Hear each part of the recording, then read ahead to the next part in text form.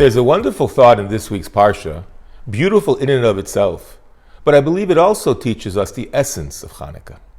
Yaakov's sons decide to finally rid themselves of their troublesome brother Yosef. And although they preferred to kill him, Reuven, the eldest son, convinced them instead to throw him into a pit, and so they did. But then, while Reuven is gone, the brothers sell Yosef to what eventually will be slavery in Egypt. Reuven then returns to an empty pit and realizes Yosef isn't there. His plan to save him has failed. He is devastated. This results in the entire Yosef saga, which eventually led to the long, hard, 200-year-plus Egyptian exile. Where did Reuven disappear to? Rashi gives us two possibilities.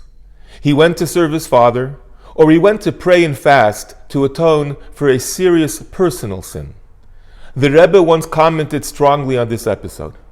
Reuven was indeed a huge tzaddik, the Bechar, the firstborn of Shiftei Ka.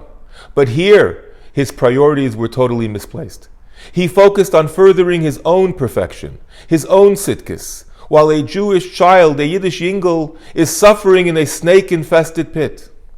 Had he thought only of Yosef, and not at all of himself, not only would he have rescued Yosef, but the entire Jewish nation could have been spared years in terrible exile.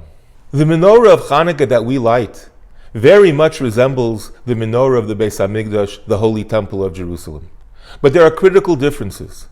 In the temple, the menorah was lit inside and by day, while it is very much light outside. Our Chanukah menorah is lit specifically outside and when it begins to get dark. Because the lesson of Chanukah, and the reason it is so joyously celebrated around the world by everybody, is because we have the opportunity to illuminate the darkness. Our own lives, personally, may be full of light and close to perfection, but we cannot afford to focus only on ourselves. There's a spiritual darkness outside. That's where we place the menorah, and that's when we kindle the flames. That's how we combat and illuminate the darkness, by being Yosef, by adding and adding more and more light until the darkness is no more. Wishing you a happy Chanukah and a Shabbat Shalom u'mevarach.